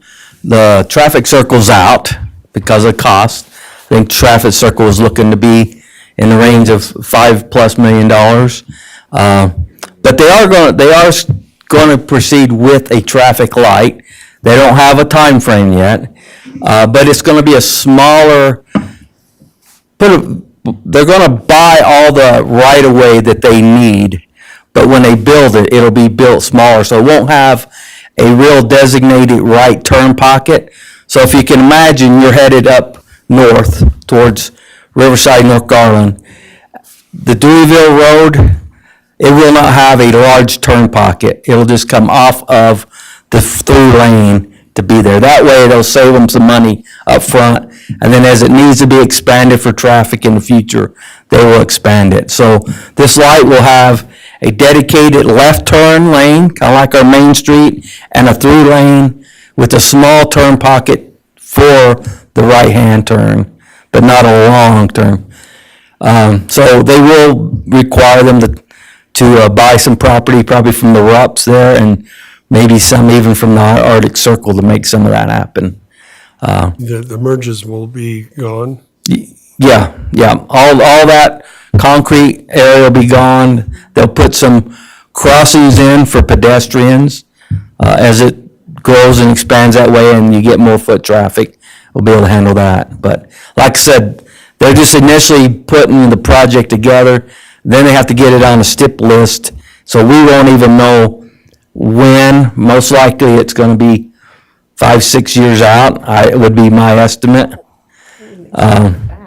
You might even see Elwood come first because they warrant it more than us because of traffic accidents, but they have a bigger problem because of the overpass.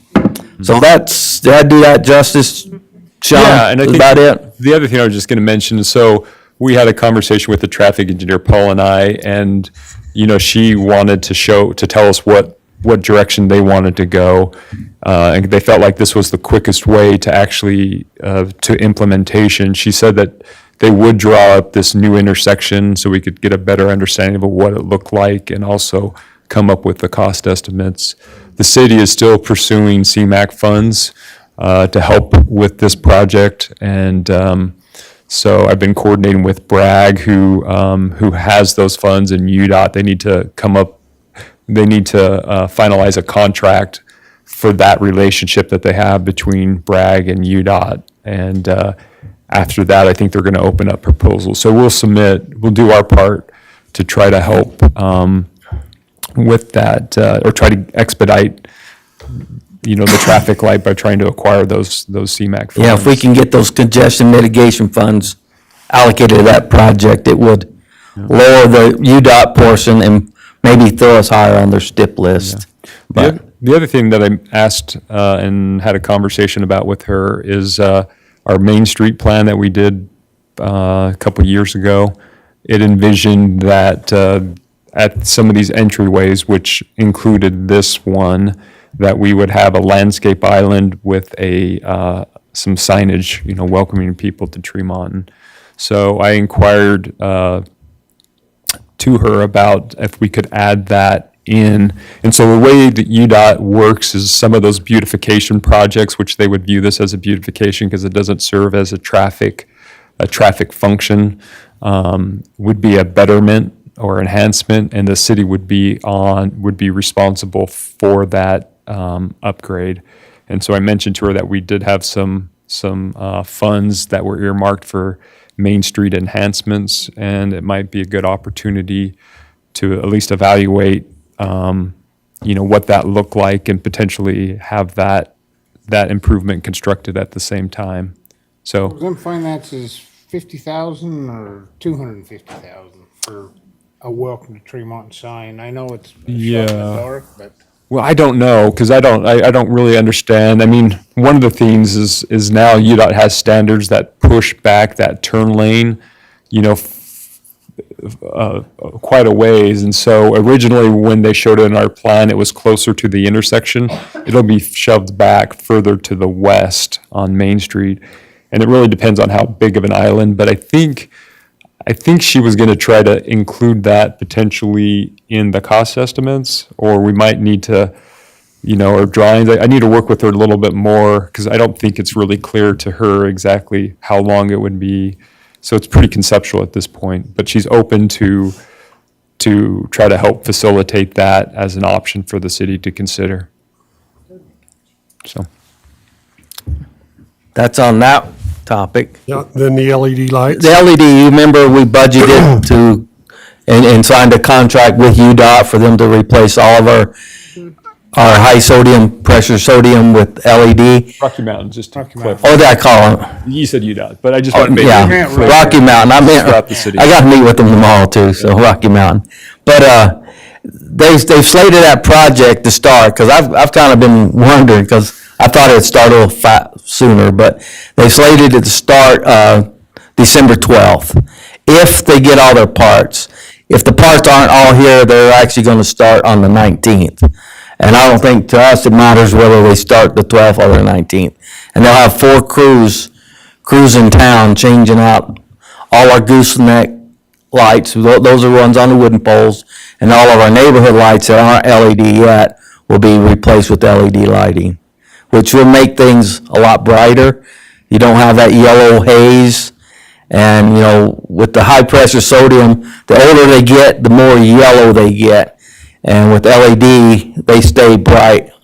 I've never noticed them get a little dimmer or a yellow haze. So they ought to brighten up our community quite a bit, and then put us on that payback and cost reduction on those light fixtures. Okay. Thank you, Paul. Council reports. Let's see, Rick, you have anything to share with us? Happy with what's going on.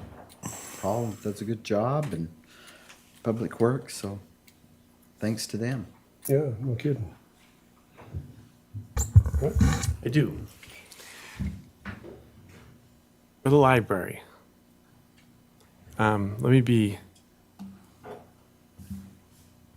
I don't go to the library because I don't see, now, this is what I think the public thinks, okay? Because I can get anything I want on the internet, okay?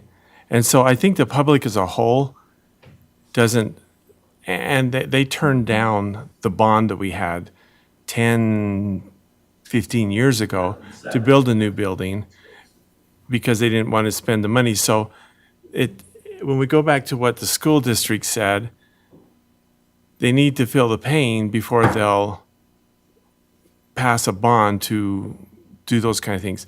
I think you need to go through a big education process on what the library does, how people need to understand its importance and the programs that are suffering. And so if there was some way to get that education out there, that would help. As a library board, we're working on. Okay.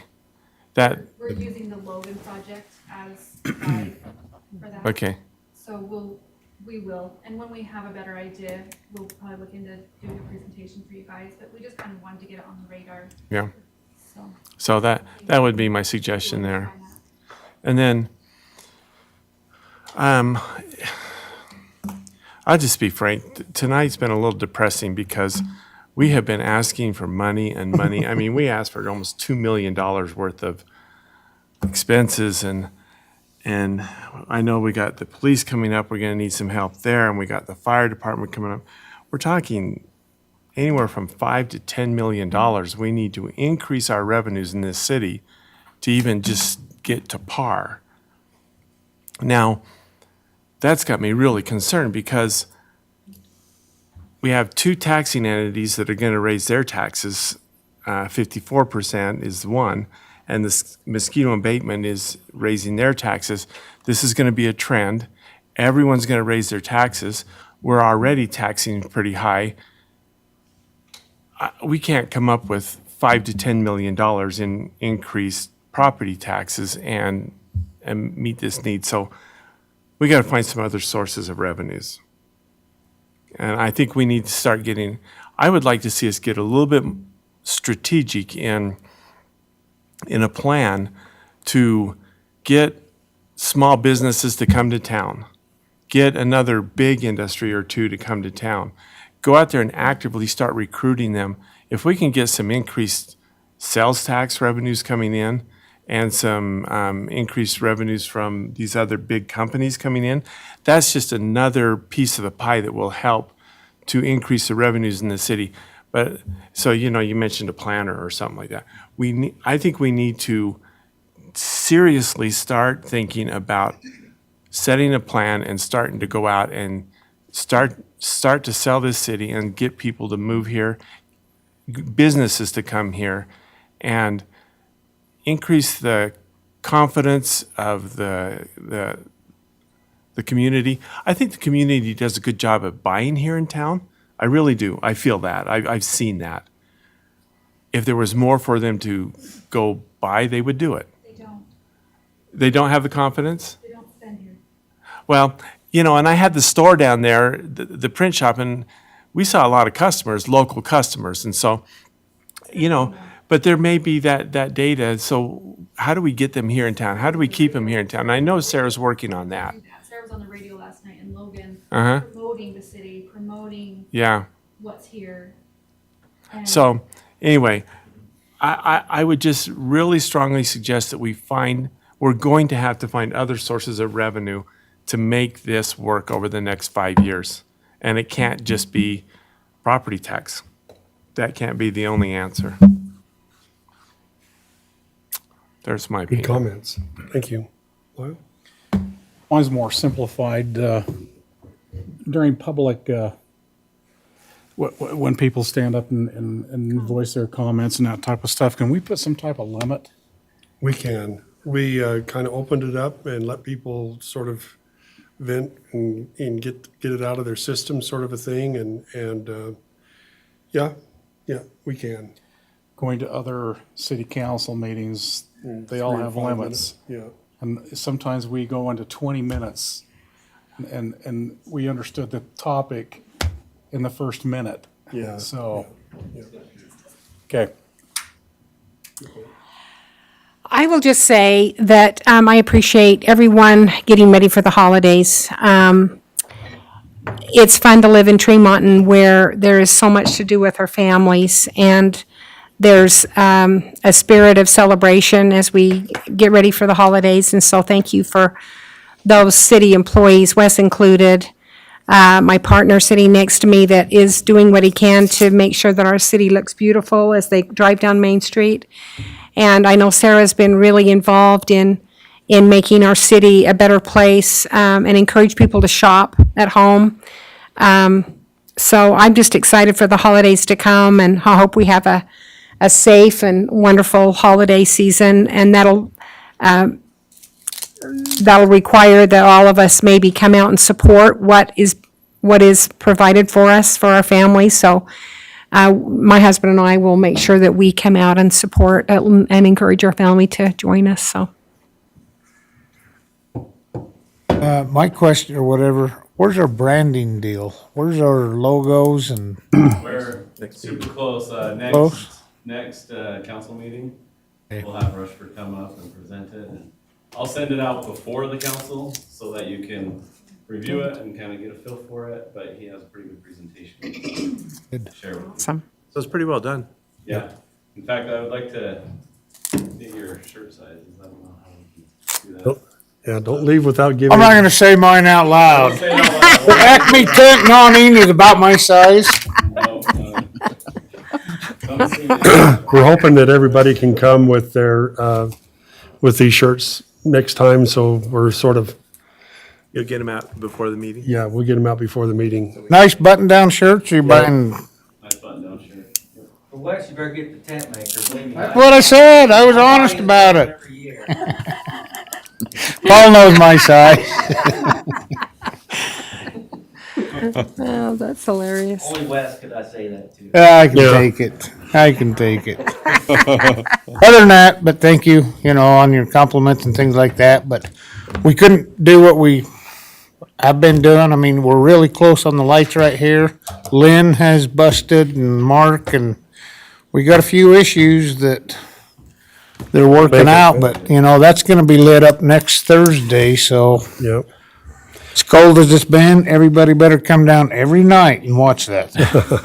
Yeah, I love it. We appreciate Brett's comments on increasing revenue. We've been working on a grant, Sarah and Mark and I and Sean, and this is through the Rural Communities Grant that we have coming up, and we're going to submit that this week. But the idea is to sort of reemphasize, re-envision Midland Square as a kind of a plaza gathering area where people were, come into the downtown area.